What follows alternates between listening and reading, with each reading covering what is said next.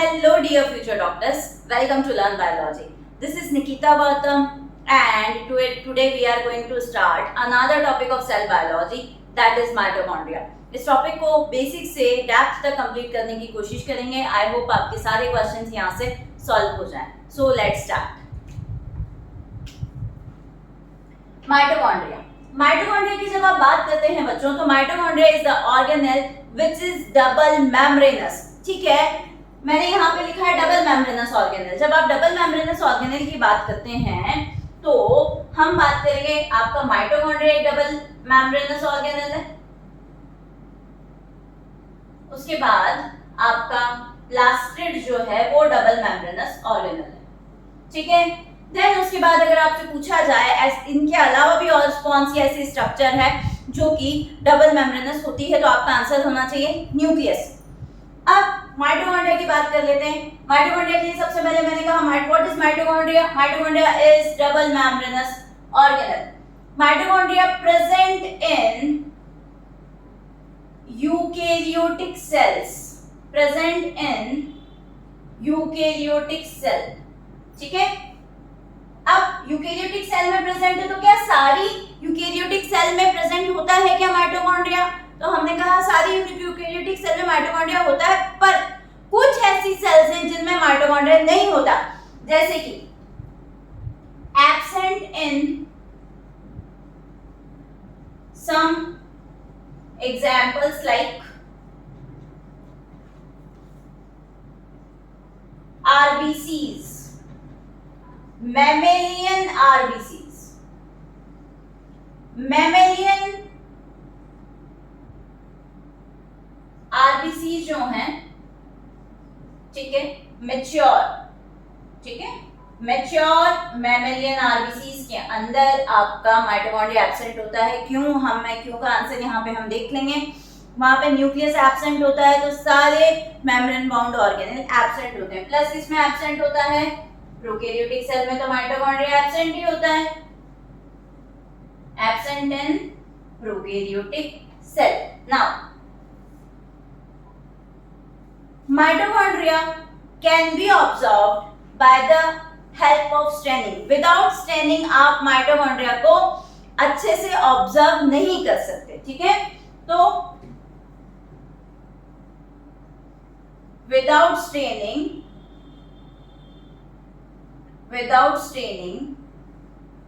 mitochondria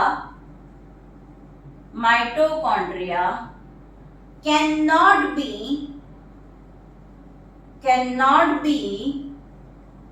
observed easily. Mitochondria staining के बिना easily observe नहीं किया जा सकता. सो आप स्टेन कर सकते हो. स्टेन्ड बाय किससे? जेनस ग्रीन बी नाम का एक स्टेन होता है, एक डाई होती है, उससे माइटोकॉन्ड्रिया को स्टेन किया जाता है. ठीक है, अब माइटोकॉन्ड्रिया को सबसे पहले ऑब्जर्व किसने किया? तो माइटोकॉन्ड्रिया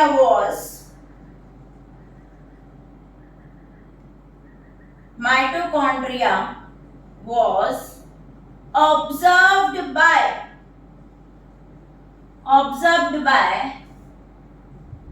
कॉलिकर. किसने ऑब्जर्व किया? कॉलिकर ने. In flight muscles of insect.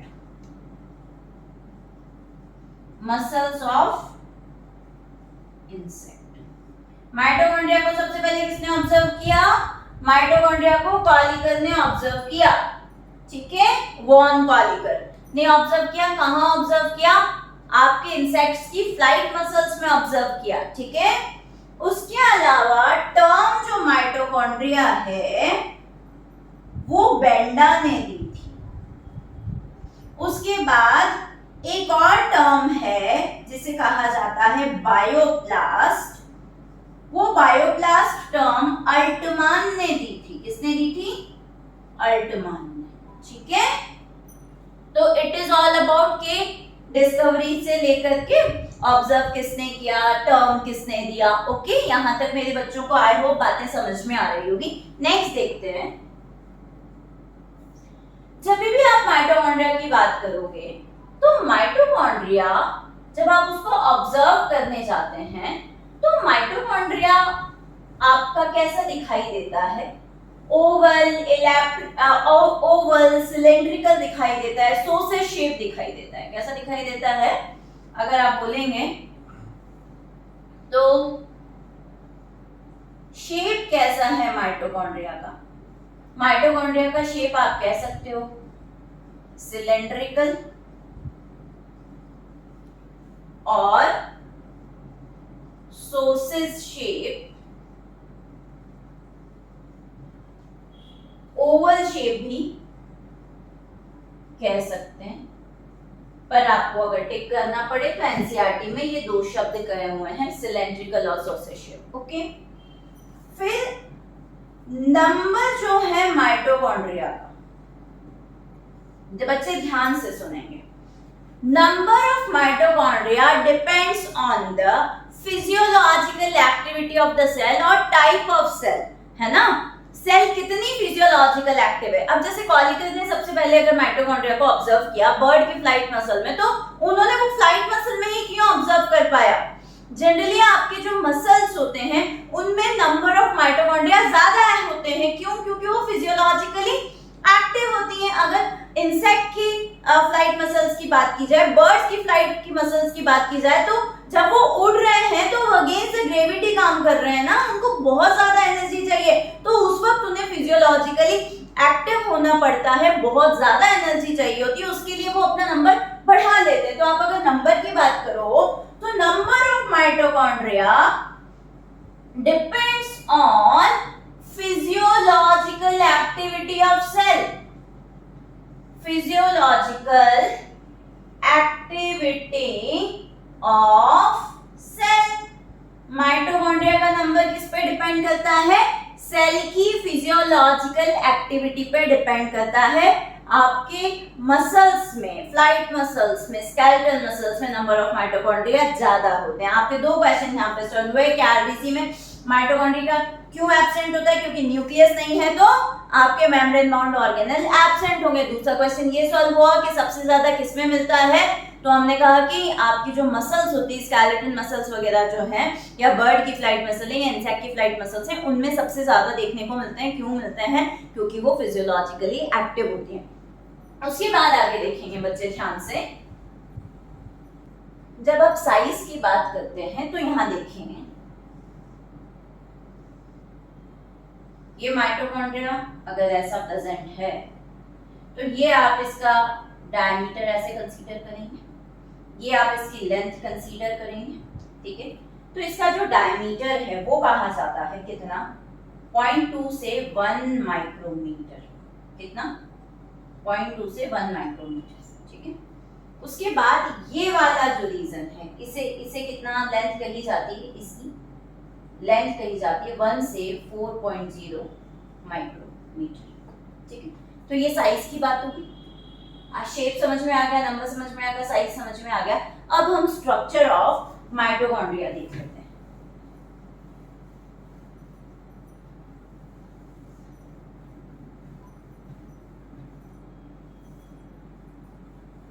जब हम स्ट्रक्चर ऑफ माइटोकॉन्ड्रिया की बात करेंगे तो अभी आपको बताया मैंने कि mitochondria is double membranous structure.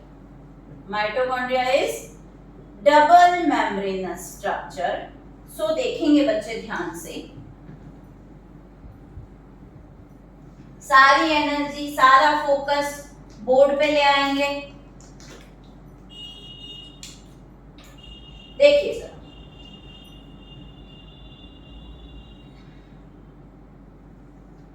ये माइटोकॉन्ड्रिया आपका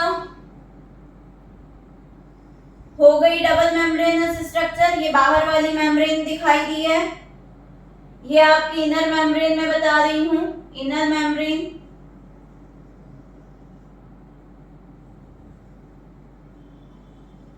ठीक है? आउटर मेम्ब्रेन बेटा जी एकदम स्मूथ है, जबकि इनर मेम्ब्रेन में बीच बीच में आपको क्या दिखाई देगा? कुछ इनसाइड एक्सटेंडेड होते हुए कॉन्वोल्यूटेड पार्ट दिखाई देंगे।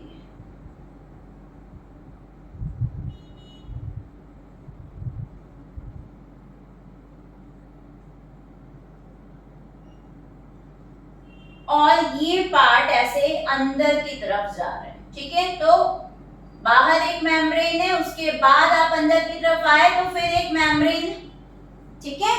तो दिस इज आउटर मेम्ब्रेन,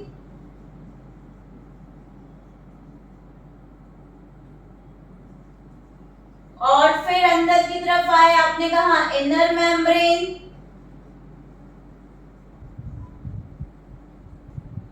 फिर ये वाला जो रीजन है, अब देखेंगे बच्चा, बाहर से अंदर की तरफ आए तो एक स्पेस बन गया, जगह बन गई, उसे आप कहेंगे आउटर कंपार्टमेंट।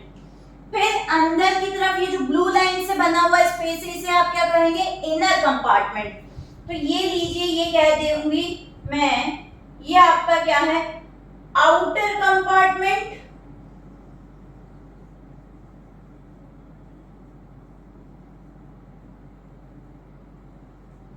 और ये क्या है, इनर कंपार्टमेंट। अब एनसीईआरटी कहती है ये दोनों ही कंपार्टमेंट कैसे हैं, एक्वस हैं। ये दोनों ही कंपार्टमेंट कैसे हैं, आपके एक्वस हैं। इसका मतलब क्या है, एक्वस मींस वाटरी सब्सटेंस यहाँ पे या लिक्विड सब्सटेंस भरा हुआ है, इसके अंदर क्या है, एक लिक्विड सब्सटेंस भरा हुआ है। ये लीजिए, ये कैसा हो गया, एक्वस एनवायरनमेंट है, ओके। अब जो इनर आउटर कंपार्टमेंट है ना, जो स्पेस बना है, इस स्पेस को आप बच्चों क्या कह सकते हो, इसे आप कह सकते हैं पेरी माइटोकॉन्ड्रियल स्पेस। क्या कह सकते हैं, peri mitochondrial space, okay. Mitochondria की पेरिफेरी पे प्रेजेंट है तो peri mitochondrial space, okay. Now अंदर की तरफ आएंगे बच्चे, अंदर की तरफ ये जो लिक्विड है, ठीक है, ये इनर जो कंपार्टमेंट बन गया है, इसमें आपका एक लिक्विड भरा हुआ होता है, और वो जो लिक्विड है, वो लिक्विड आपका कैसा है, डेंस होमोजीनस सब्सटेंस। कैसा है, यहां भरा हुआ है dense homogeneous substance, and that dense homogeneous substance is known as matrix। उस dense homogeneous substance को आप क्या कहते हैं, मैट्रिक्स कहेंगे, ओके। अब आउटर मेम्ब्रेन जो आउटर मेम्ब्रेन और इनर मेम्ब्रेन जो है ऐसे कंटिन्यूअस प्रेजेंट है, बाहर वाला जो है एकदम प्लेन है और इनर वाला जो कॉन्वोल्यूटेड है। दोनों मेम्ब्रेन के पास अपने स्पेसिफिक एंजाइम प्रेजेंट होते हैं for specific function of mitochondria. तो आप यहाँ पे कह सकते हो, इन दोनों के लिए मैं यहाँ पे मार्क कर रही हूँ, क्या मार्क कर रही हूँ, both membranes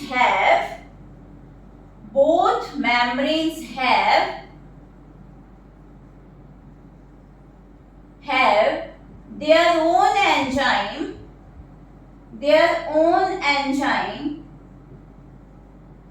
to do specific function of mitochondria,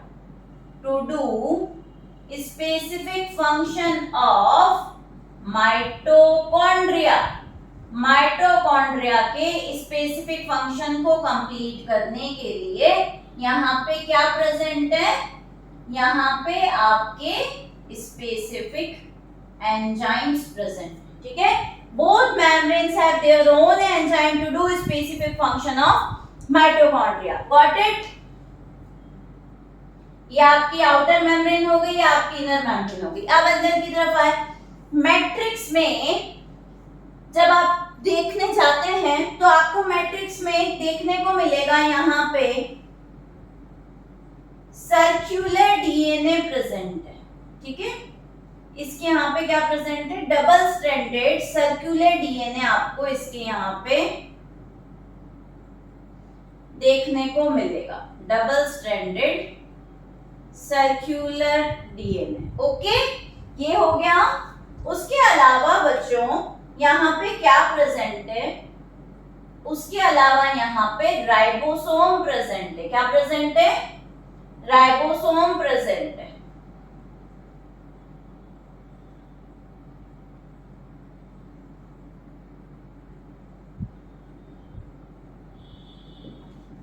ठीक है, याद रहेगा।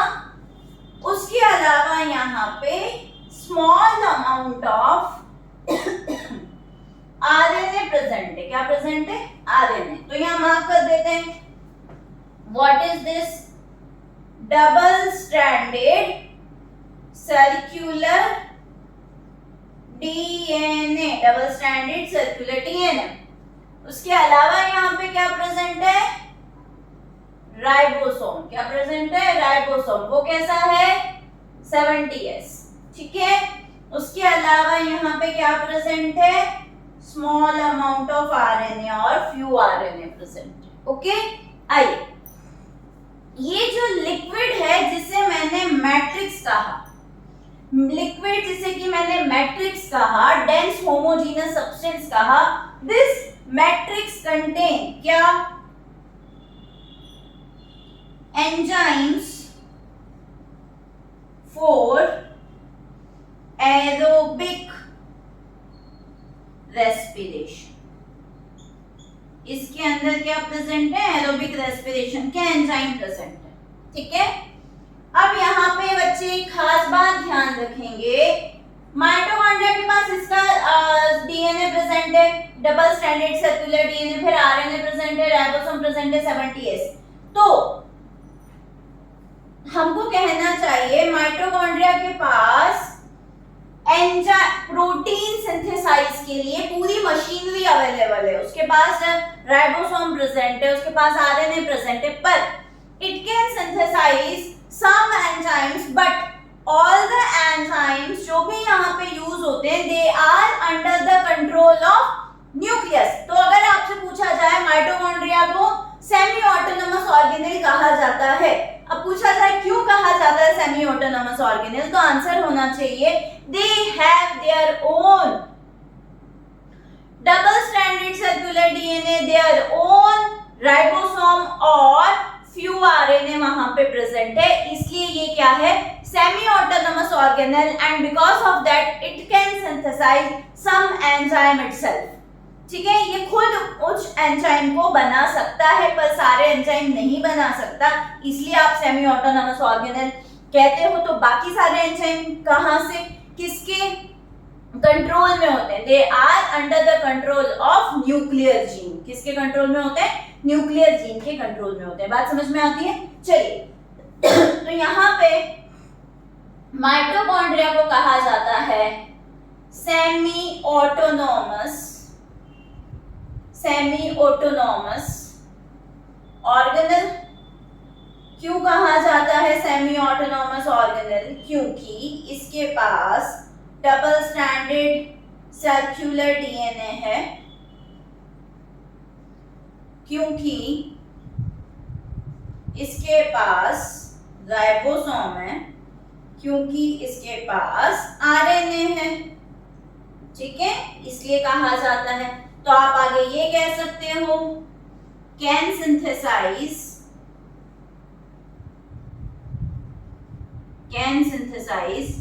एंजाइम्स। ठीक है, can synthesize enzymes but not all enzymes. ठीक है, ठीक है, other enzymes, all enzyme synthesis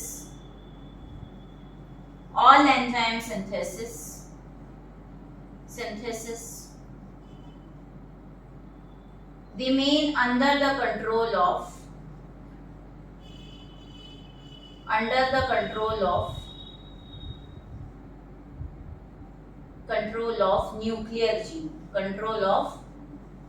nuclear gene। ठीक है, दूसरे एंजाइम का जो सिंथेसिस है वो किसके कंट्रोल में रहता है? न्यूक्लियर जीन के कंट्रोल में रहता है। ठीक है, अब आए जरा, ये तो हो गया कि आपने माइटोकॉन्ड्रिया को सेमी ऑटोनोमस ऑर्गेनेल कहा। उसके अलावा माइटोकॉन्ड्रिया को powerhouse of the cell भी कहते हैं। क्या कहते हैं माइटोकॉन्ड्रिया का? Powerhouse of the cell. तो जब आप माइटोकॉन्ड्रिया को powerhouse of the cell कहते हैं, ठीक है, माइटोकॉन्ड्रिया को क्या कहते हो जब आप? Powerhouse of the cell. तो ऐसा इसलिए कह पाते हो क्योंकि ये एटीपी सिंथेसाइज करता है। और एटीपी कैसे सिंथेसाइज करता है? By the process of aerobic respiration. कैसे सिंथेसाइज करता है? By the process of aerobic respiration, ठीक है। एंजाइम फॉर एरोबिक रेस्पिरेशन, तो क्योंकि इसके पास प्रेजेंट एरोबिक रेस्पिरेशन के, तो वो रेस्पिरेशन करेगा तो एटीपी बनेगा, और क्योंकि एटीपी बनेगा इसलिए इसे powerhouse of the cell भी कहा जाता है। ओके, यहीं से जो बात एनसीईआरटी में नहीं है मैं उसे और क्लियर कर देना चाहती हूँ, ठीक है। ये मैट्रिक्स की बात हो गई कि मैट्रिक्स में डबल स्ट्रैंडेड डीएनए प्रेजेंट है, राइबोसोम प्रेजेंट है, फिर आपका आरएनए प्रेजेंट है, ठीक है। देन में एक और अच्छी सी बात आपसे ये कहा गया कि आउटर मेम्ब्रेन जो है वो ऐसे कंटीन्यूअस है, इनर मेम्ब्रेन भी कंटीन्यूअस है, तो जो अंदर की तरफ कुछ प्रोजेक्शंस बना रही है। तो बेटा जी उस प्रोजेक्शंस को आप क्या कहते हैं? उन प्रोजेक्शन को आप कहते हो क्रिस्टी। क्या कहते हो? क्रिस्टी। आई होप मेरे बच्चों को यहाँ तक समझ में आ गया होगा। इन्हीं मैं इसी क्रिस्टी की डिटेल स्ट्रक्चर को आगे कंटिन्यू करते हुए बात कर रही हूँ। So let's see.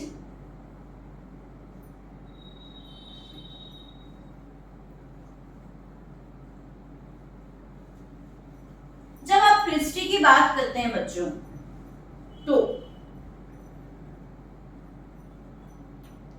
ये देखिए जरा, ये आउटर मेम्ब्रेन हो गई, ठीक है, ये इनर मेम्ब्रेन हो गई। इनर मेम्ब्रेन पे ये प्रोजेक्शन आ गया, इसे आपने क्या कह दिया? क्रिस्टा सिंगुलर होता है, क्रिस्टी प्लूरल होता है। क्रिस्टी, इसके ऊपर कुछ स्पेसिफिक ऐसे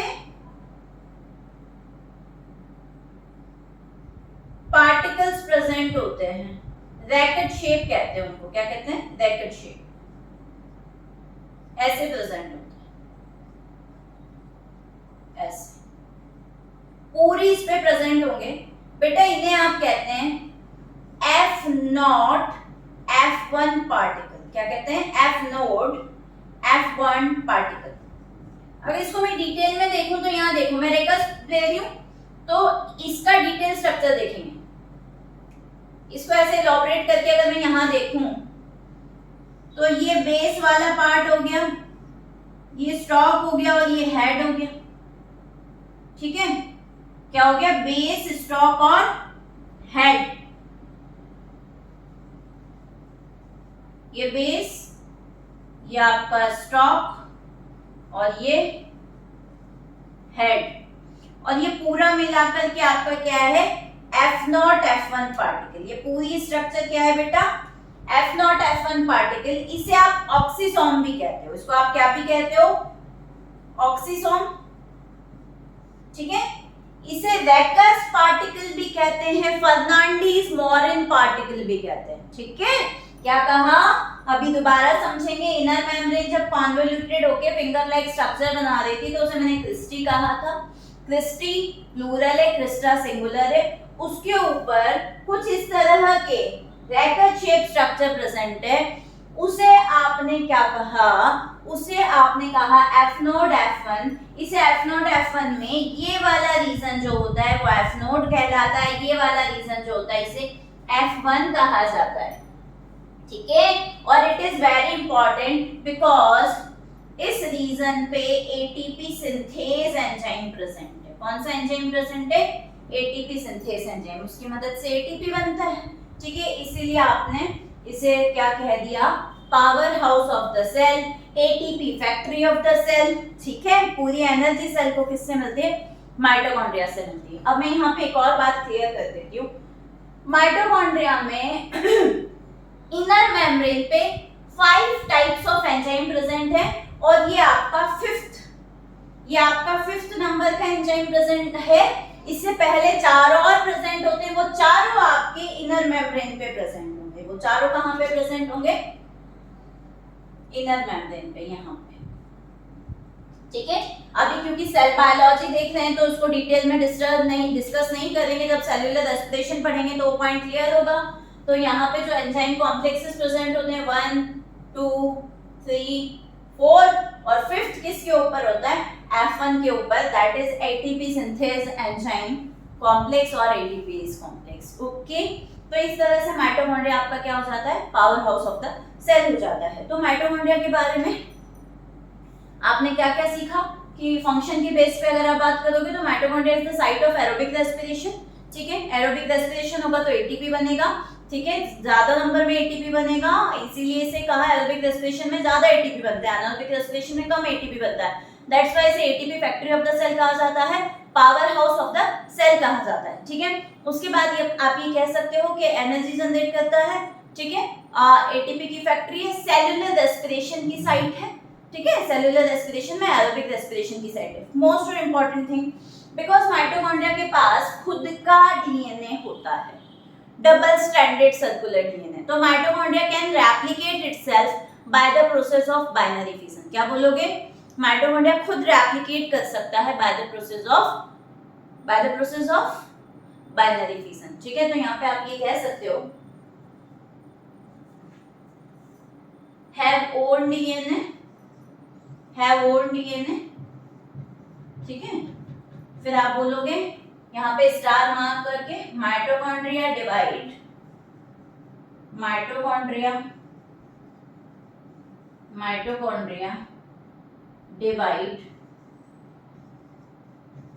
और रेप्लिकेट बाय बाइनरी फिजन और माइटोसिस।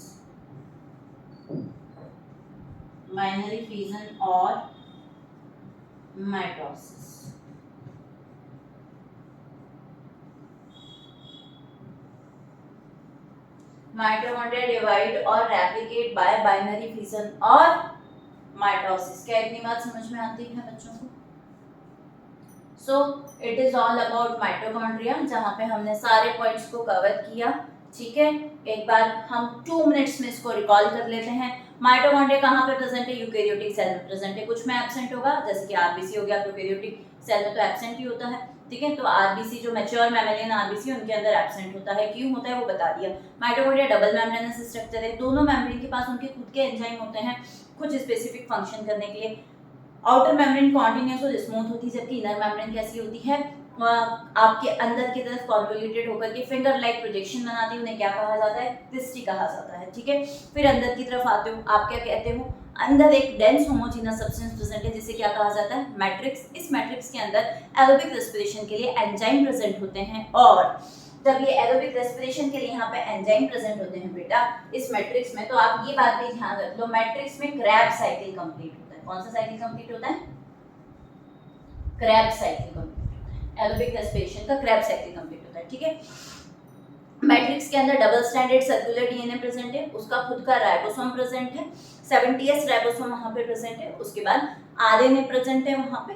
ठीक है, अब जैसे ही आगे की तरफ ये मैट्रिक्स के बारे में बात करते हो। ठीक है, अब जब इसके पास double stranded circular DNA RNA present है, राइबोसोम प्रेजेंट है, तो it can synthesise its own enzyme.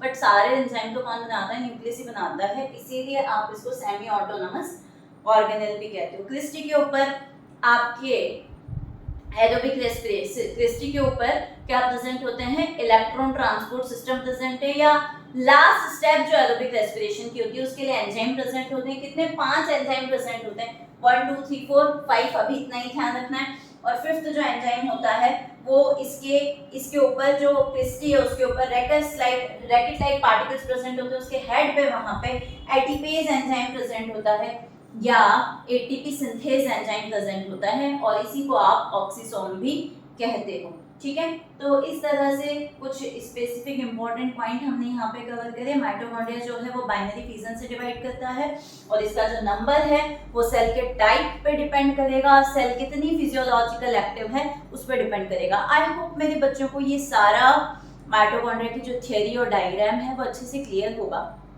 पर फिर भी नहीं है, कहीं ना कहीं कोई डाउट है तो please let me know in the comment section. और जो भी कोई टॉपिक आपको नहीं समझ में आता है या आपको पढ़ना है तो मुझे बताएं, और कोई क्वेश्चन में भी अगर आपको क्वेरी रहती है तो वो मुझे आप कमेंट सेक्शन में बताएं। Definitely I will be happy to solve your doubts, ठीक है। और अगर ये वीडियो आपको अच्छा लगा हो तो hit like, share and subscribe. Thank you so much for watching.